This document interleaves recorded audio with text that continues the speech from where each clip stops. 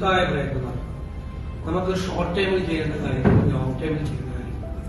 Short ടൈമിൽ ചെയ്യേണ്ട കാര്യങ്ങൾ രക്ഷപ്പെടുത്താനുള്ള ആളുകളെ മുഴുവൻ രക്ഷപ്പെടുത്തിയെന്ന് പറഞ്ഞു. പിന്നെ 206 പേര് മിസ്സിംഗ് ആണെന്നാണ് കളക്ടർ. അവരെ കണ്ടെത്താൻ വേണ്ടിയിട്ടുള്ള ശ്രമങ്ങൾ നടത്തണം. അപ്പുറത്ത് മണ്ണിനടിയിലായിരിക്കാം, അല്ലെങ്കിൽ പുഴയിലൂടെ ഒഴുകിപ്പോയിരിക്കാം, അല്ലെങ്കിൽ വേറെ എവിടെയെങ്കിലും ചിലപ്പോൾ ഏതെങ്കിലും ക്യാമ്പുകളിൽ ആളുകൾ കാണും. ഇതിലെല്ലാവരും മരണപ്പെട്ടു നമ്മൾ കരുതേണ്ട മിസ്സിംഗ്